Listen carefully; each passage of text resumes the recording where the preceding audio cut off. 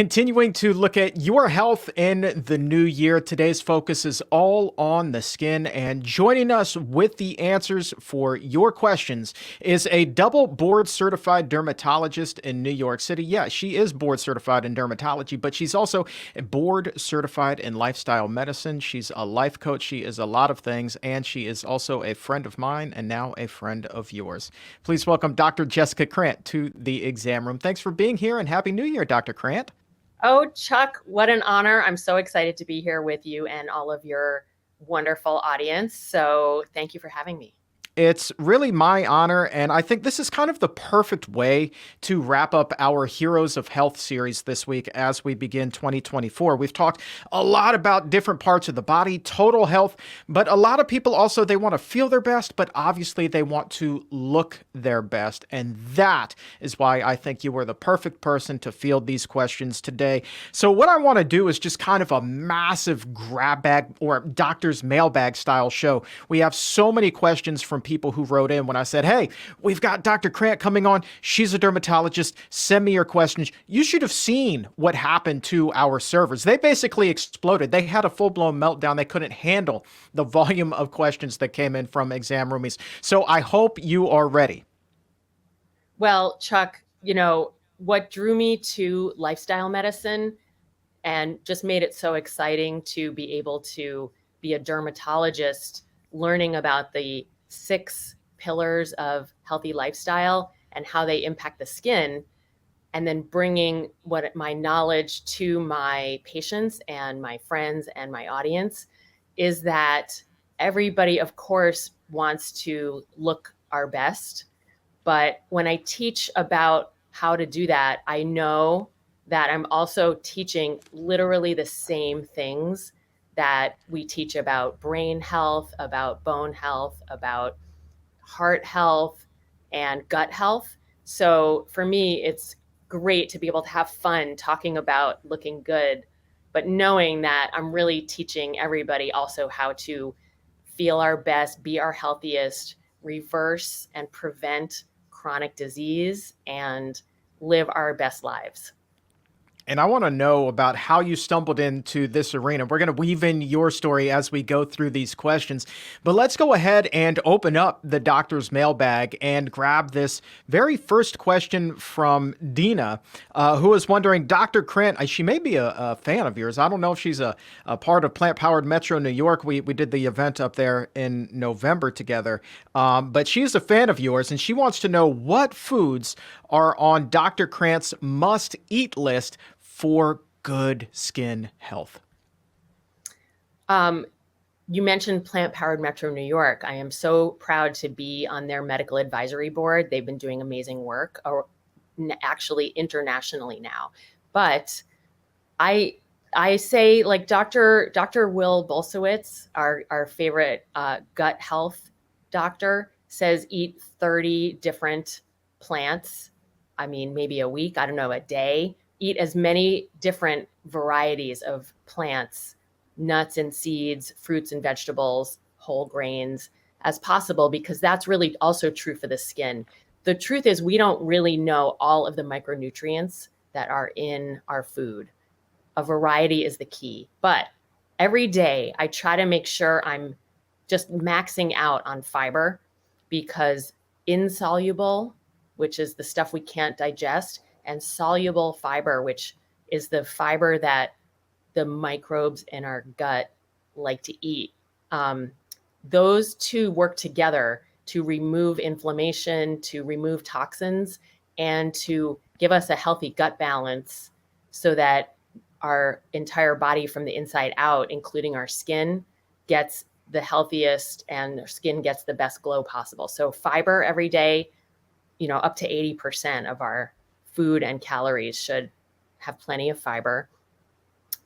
Brightly colored fruits, blueberries, strawberries have antioxidant power, have collagen building power.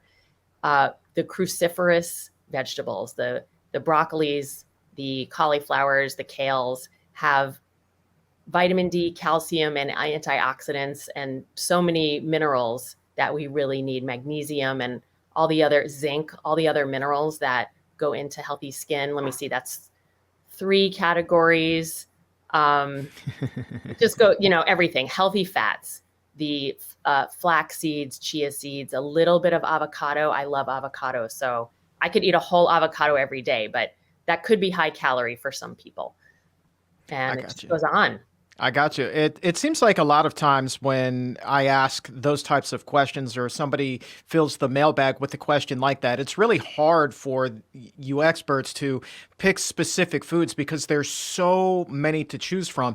And it all comes back to that V word that you used, variety. We want as many as possible. And would I be correct in assuming that's really where the biggest benefit comes is by having that big rainbow type of a diet where you have every color on your plate? Absolutely. We all love to say eat the rainbow. And the reason is that although we love to study these micronutrients, individual vitamins, and to ask what supplements we should be taking, the truth is that in food, we don't know it. We don't really know everything that's in there. There are things benefiting us in our plant foods that we don't even know are there. So it's important to not feel like we could eat the same five foods every day, think we're covering what our body needs and get away with it. So I say rotate seasonally, rotate weekly, and just keep it going. I like where your head's at. I like where your head's at, but nonetheless, we're going to kind of go against that a little bit and get into some specifics because that's kind of where these questions are. So, we were talking a little bit about antioxidants, and that brings us to a question from Olivia, Dr. Krant, who was wondering how does the intake of antioxidants in fruits and vegetables actually contribute to skin health? What's the connection there? Well, when cells get damaged, they oxidize, which is just like what happens to silver when it tarnishes in room air. To us, that looks black. When iron oxidizes and it rusts, so that sort of process is going on in our cells when there are inflammatory molecules, when there's even DNA damage in cell breakdown products.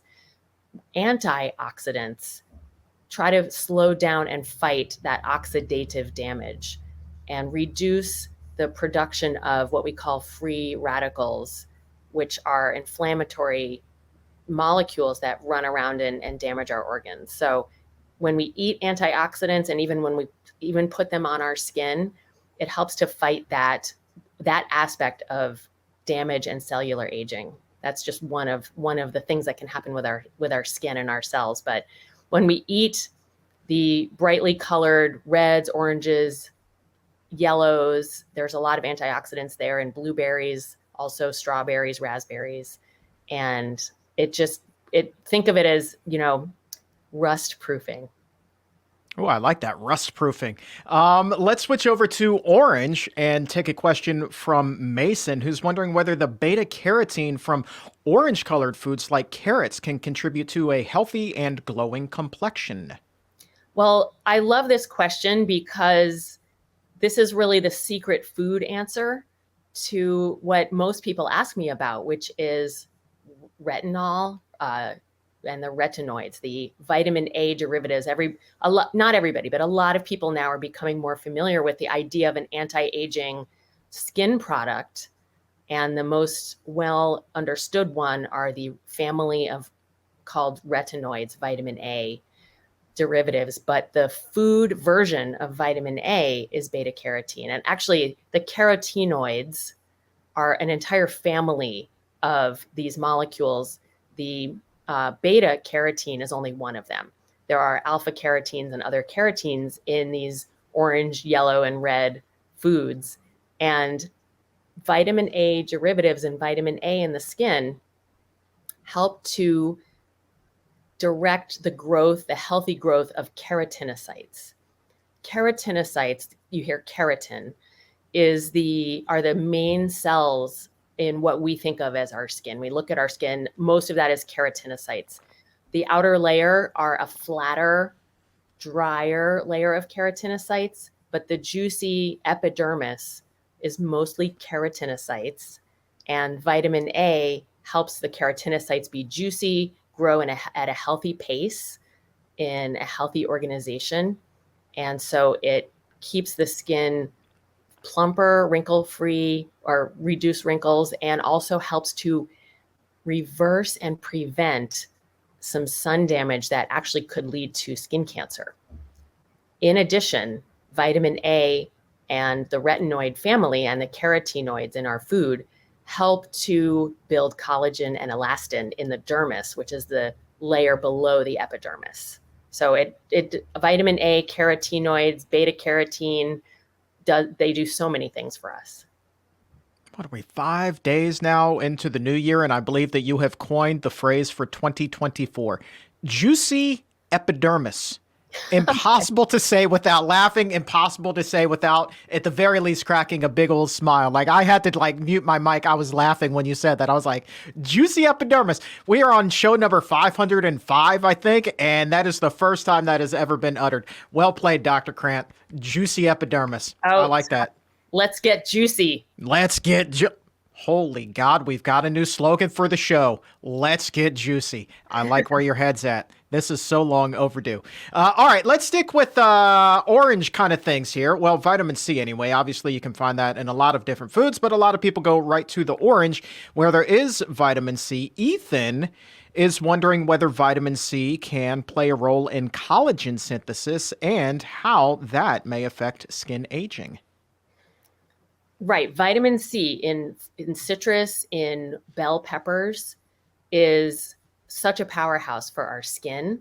It is not only a very famous antioxidant, both when we eat it and when we put it on our skin. It does help reduce sun damage directly and minimize sun damage. But vitamin C is also a cofactor because vitamins are really these little tiny molecules that we have named in cute ways, but they're really powerful, important parts of complex biologic systems that are going on all the time. Vitamin C is a cofactor in collagen production. And if we need to eat, I think, this is a question I get asked all the time, Dr. Krant, what about collagen supplements?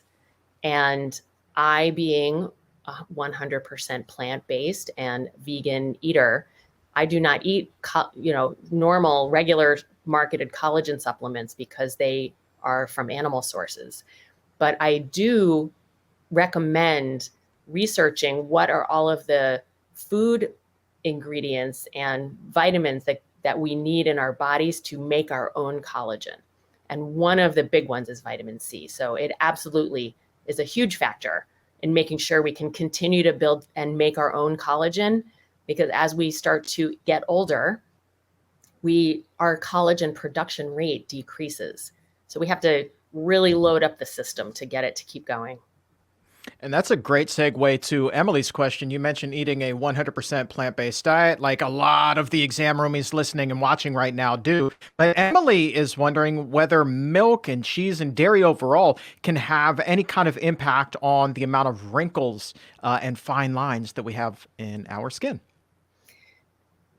Dairy has not been studied a lot in terms of anti-aging directly. There aren't a lot of studies about that, but there are a lot of studies, increasingly so, about the impact of dairy on skin health in general.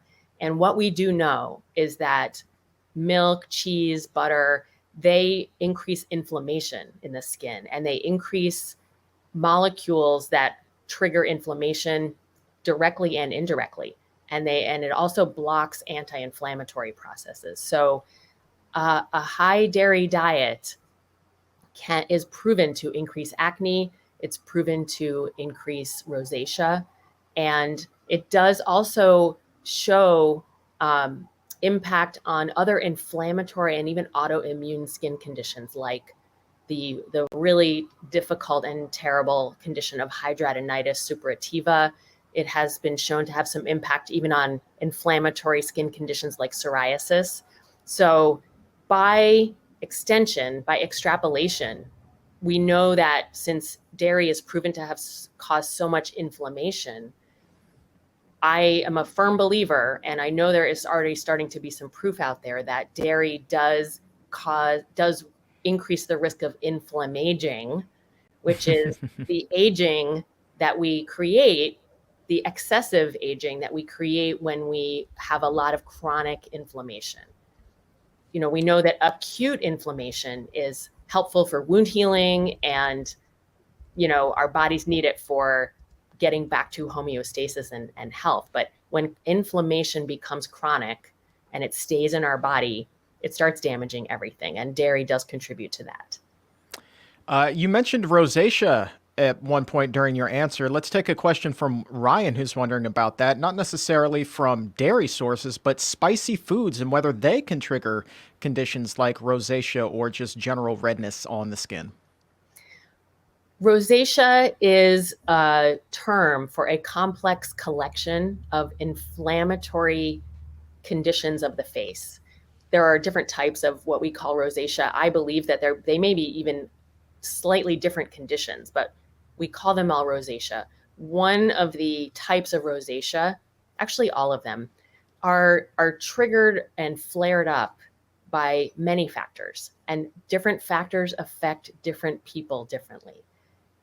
For some people, spicy foods increase heat in our bodies and in our skin, and our faces are one of the places that we are able to expand our blood vessels and lose heat quickly. So spicy foods can contribute to the flaring of rosacea in some people. We used to think that caffeine did it, but it turns out that it may be the drinking of hot beverages. So hot temperature drinks may flare rosacea in some people. And similarly, exercise, being in a hot room, cooking, anything where the environment is hot yoga can really be a flaring trigger for some people's rosacea. So we love spices because a variety of spices are extremely antioxidant and anti-aging even. But for individual people, if you know that when you eat spicy food, your rosacea flares, it may be worth minimizing it. That is very interesting, especially about the temperature of the beverage, because we have another examiner by the name of Grace who wrote in and was wondering about that. So, if you were to drink, say, a cup of hot green tea, and then you would drink a glass of cold green tea, your skin could react to that completely differently, right? In the immediate time frame, the hot beverage could heat up your skin and make you flush a little bit, get a little red.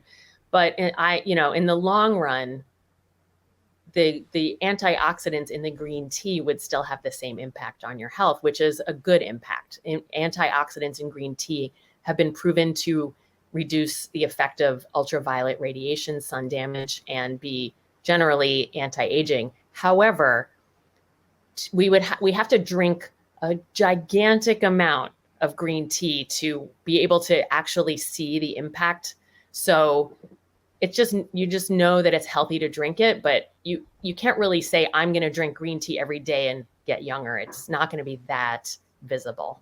It's not that easy. Are you kidding me? If only it were. But what about something like soda? I mean, we love soda in this country, and I believe more and more people are gravitating away from the regular sugar soda and more toward diet beverages. It's kind of been that way for years. By and large, do sodas overall impact the way that we age externally, and are diet sodas even worse than that? I know this is kind of a curveball question I'm pulling out of thin air, but it's worth wondering. Well, I can tell you for sure, 100% no doubt, sugar sodas containing all that high sugar are terrible for our skin. And sugar is known and proven to be inflammatory. So the soda has so much sugar, and people who do drink soda may drink a lot of soda, and they may drink a lot of soda every day without realizing that there's so much sugar in there. It causes inflammaging. It causes something called glycation, which is with the impact of the sugar molecule itself, cross-links our collagen bundles and our elastin and makes them stiff, and then they break. So it literally directly breaks down our collagen and our elastin. And sugar is bad for us in so many ways. However, artificial sweeteners, which will be what is mostly in the the diet sodas, is terrible for our gut health and our microbiome and the balance of healthy microbes in our gut.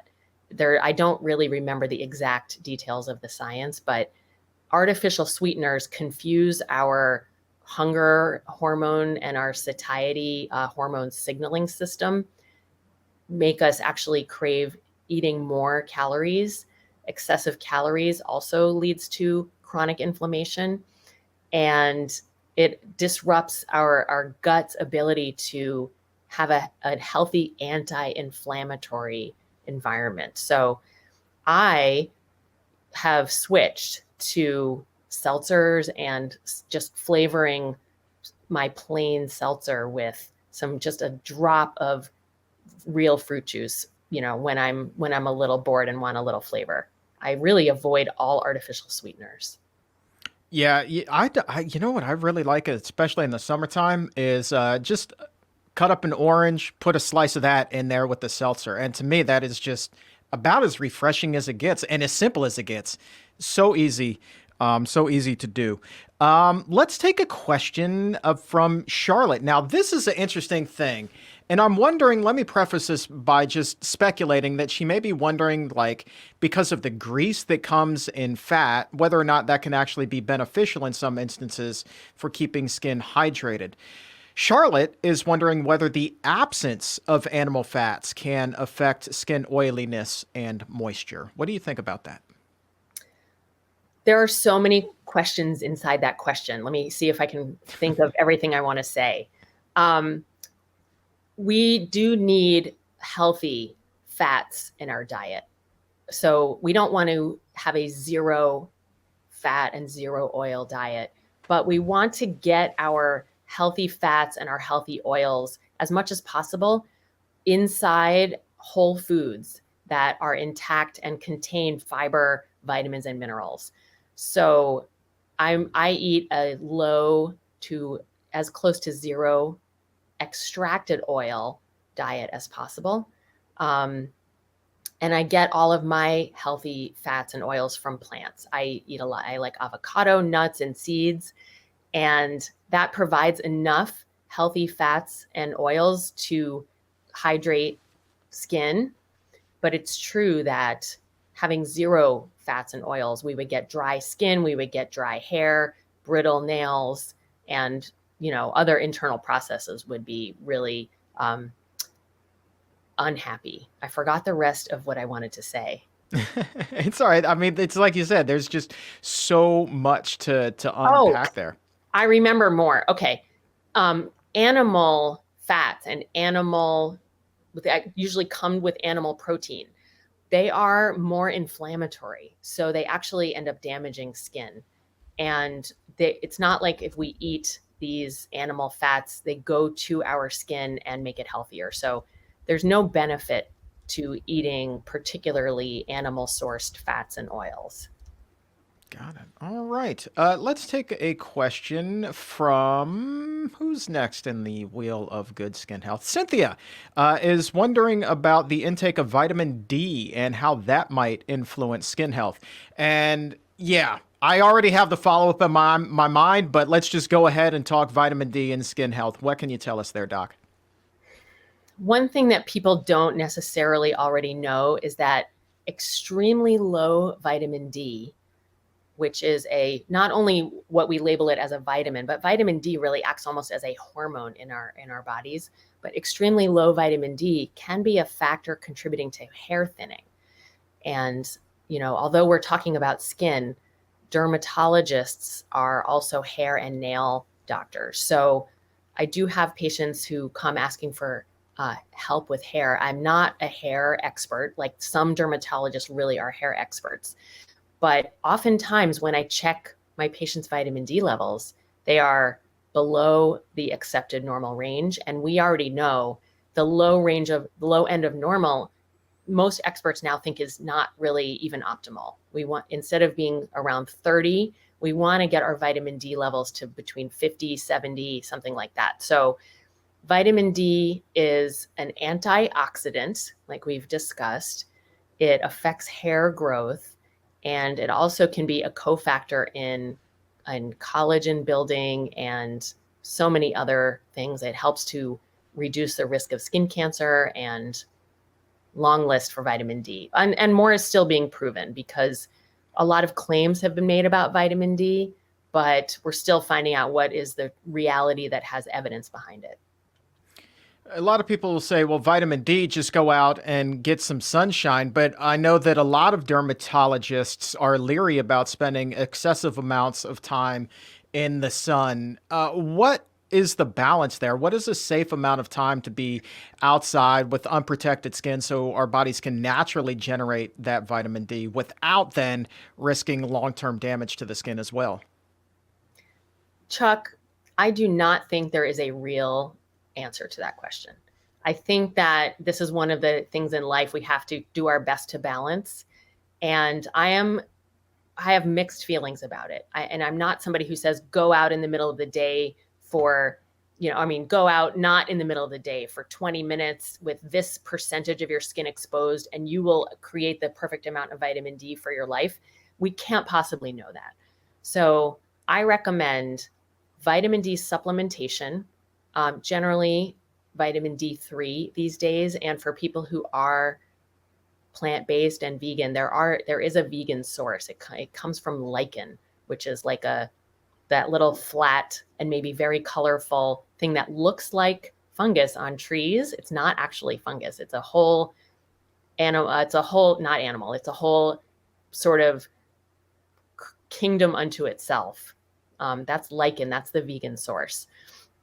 But I also am not somebody who says never let your skin see a ray of ultraviolet light. And I was going to say radiation because it really is radiation, because I want people to be outdoors and I want people to be active. That is a whole pillar of lifestyle medicine. Sitting inside to avoid the sun, only running in the dark, always walking in the shade. My instinct is, we were born and created to have some sun in our lives. So I really advocate for do not get sunburned. Get skin checks regularly with your dermatologist to make sure any issues are caught early. If you care about aging, sunspots, wrinkling, and looking older than you are later in life, you do have to really take sun protection seriously. But I am more concerned about skin cancer coming from excessive sun exposure.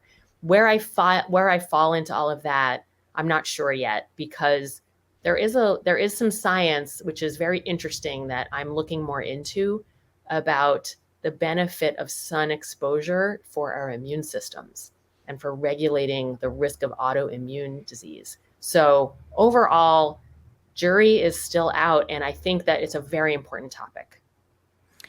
Let's talk about omega 3s here. We haven't really done too much with that. Janet is wondering, because we had that question earlier about moisture in the skin coming from fats. Well, Janet is wondering specifically about the effect that omega 3 fatty acids have on the moisture of the skin. Do you need a good amount of omega 3s to prevent drying of the skin, Dr. Krant? We need a good amount of omega 3s for everything. So I really am I'm a big advocate of flax seeds, chia seeds, all the nuts and seeds to get our omega 3s, because eventually those molecules do make their way to the skin, and we need our skin to produce its own healthy barrier. And part of that is a molecule called natural moisturizing factor, and that creates the skin's natural oils that interestingly create an microscopic layer that we call the acid mantle. And the combination of the natural moisturizing factors and the acid mantle keep our skin pH low, which keeps it inhospitable to pathogens and infections, and keeps the pH at a healthy balance to allow all of the skin functions to work well and keep the barrier intact, which allows our skin to be a filter, keep the bad stuff out and let the good stuff in. An example of a condition like rosacea, with that inflammation, the acid mantle is damaged and the barrier is damaged. So in addition to being naturally inflamed internally, that since the barrier is broken down, anything we put on our inflamed skin stings and makes the inflammation and the barrier damage worse because there's no filter. So everything gets in to where it's not meant to be and irritates everything. It's a vicious cycle. Omega-3s are super important for the skin. All right. Acid mantle, that's a term that hasn't come up too frequently on the show. For those of us who aren't familiar with it, can you define for us what that might be? Well, I think of mantle in this phrase in the sense of it being like a coat. So I mean like the very old fashioned term of mantle, a covering.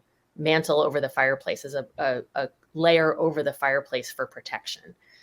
And that's what it means in this case. It's just and acid meaning that it maintains a relatively low pH, that acid base balance that we remember from high school chemistry. The skin, interestingly, and the stomach has a pH of 2. That's a very acidic pH. It helps us break down our food. The skin does not have a neutral pH of 7. It has a more acidic, lower pH. And that, like I said, helps to kill off some of the bad pathogens. Like, for example, staph aureus, staph infection can take root more easily when the skin's pH is off. When the skin's pH becomes too neutral or the pH goes higher, it's easier for bacteria that don't belong there to set up shop. One of the treatments is actually to use products to repair the barrier and lower the skin pH to help our own skin fight off the pathogens like staph. All right, look at you. You're on top of that. Let's talk about pimples and acne, always a big concern. Sophia is wondering whether zinc might be helpful for fighting off pimples and acne. Zinc is a really important and great mineral that helps the skin of the whole body, but especially of the face. It's an ingredient in a lot of our cleansers and skin products. Zinc cream can help acne, and zinc can also help rosacea. It can also help seborrheic dermatitis, which actually we haven't talked about yet. Seborrheic dermatitis is extremely common, especially these days, and it is the medical term for what we think of as dandruff. And everyone's used to dandruff being something on the scalp, but not everybody realizes that when we get that flaky redness around our eyebrows, around the nose, chin, beard area, mustache area, and even inside or behind the ears, that's also seborrheic dermatitis. And it's basically dandruff of the face. And zinc is really helpful in that situation. Good to know. All right, so here's another wild card. My wife just texted me. She said, "You're talking to that dermatologist today." I say, "Yeah, Dr. Krants." She says, "Okay, I would love to know how to control the sebaceous sebum in the T-zone." Now, those are two words I've never heard before. Sebaceous sebum. So one, what is that? And just so I don't have to sleep on the couch tonight, any ideas on how she might be able to control that, Dr. Krant? Well, Chuck, since you had no idea what those words were and what question you're asking me, it is kind of miraculous that you asked me that right after what I just said, because the sebum, which is our natural and healthy skin oil that's in our pores on our faces, and sebaceous is really the adjective form of sebum. So sebaceous means sebum producing, means kind of oily. Right on. You did not know. I did not have a clue. You were asking me a related question. The T-zone, we all older folks know what the T-zone is because that was a marketing term that was invented probably in the 70s or 80s to sell acne products on TV. But what she means is the forehead and then the down the middle. In case anybody wasn't sure, that's what that means. This area and then right down the middle is an area of our face that does contain more sebum, more sebaceous glands, which are the glands that feed into each pore. And each pore, little gland opening, produces a little oil. If we didn't have that sebum, our skin would be cracking, dried out, and peeling. So we love our sebum. We want it to be healthy. But different factors can create more or less in some people. Now, people who eat dairy, it is proven that dairy consumption increases sebum and oil production of the face. So if you want to decrease some of your own natural oil production, cutting out dairy may be helpful. If you already don't eat dairy, these are areas that are really affected by hormones and genetics. So some people just produce more oil naturally. Good news for those people is that people who do tend to have oilier faces and larger sebaceous glands have been shown later in life to have fewer wrinkles. So that's a good trade-off benefit. But right now we're talking about what we can do today. The treatments that help seborrheic dermatitis actually also help to reduce some of that sebum production.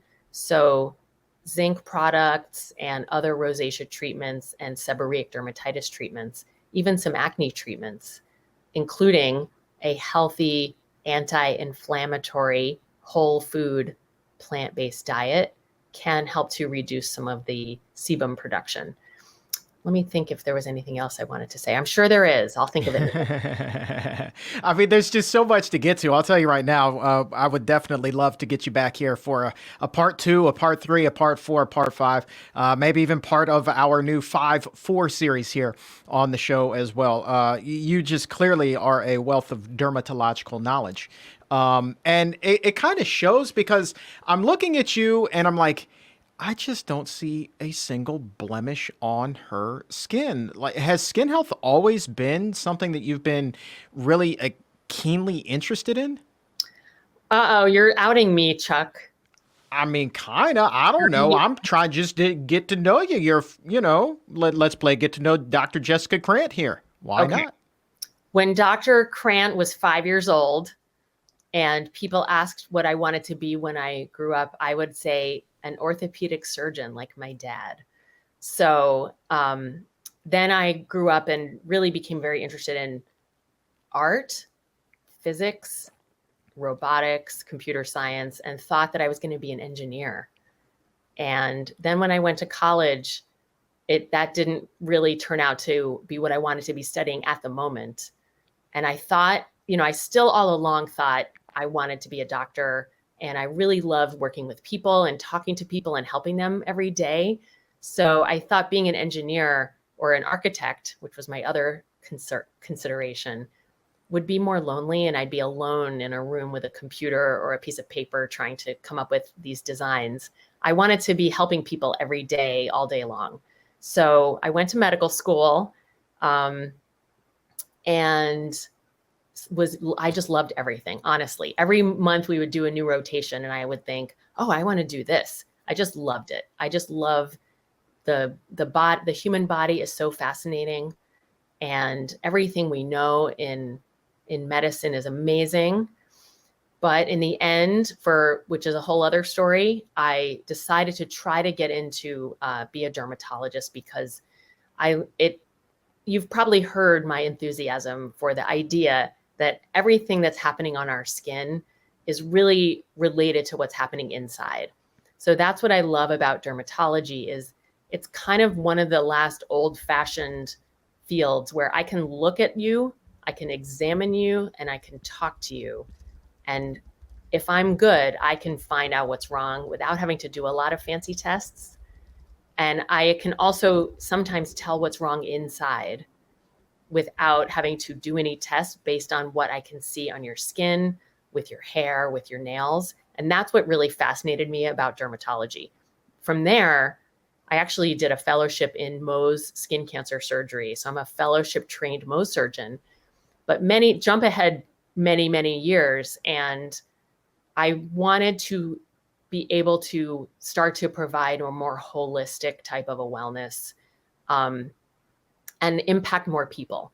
I think that I love my day to day, seeing one patient after another in the office, but I felt like I had a larger message that I wanted to share, and more for another time. But that's what led me to lifestyle medicine and led me to life coaching and helping people know how to understand their own minds and create habit change and then keep it. Because I can tell you what to do all day long. I don't even have to tell you, you know what to do. But to come home every day and make those choices and do those things, that is a whole set of mind control, mind over matter, mind over stress, mind over difficult relationships, mind over distracting things like having to take care of kids and take care of a whole family. That's the hard stuff, is really doing it. You are incredibly intelligent. I can just tell by the fact that you have a passion for the arts. You're exceptionally creative. Clearly, you are very talented in medicine and biology and anatomy. And that to me means that you would dominate a game of Jeopardy. So I would definitely be scared to do that, or even something like a game of pub trivia with you. I just I just think you are incredibly intelligent, and it has been a privilege to speak with you for the past, 41, 42 minutes or so. And I can't wait, Dr. Krant, to have you back on. But we gotta kind of leave it at that for now. But thank you so much for your time, and I wish you a healthy and a happy new year. And I just can't wait to pick up where we left off. Same here, Chuck. So excited, and thank you for having me.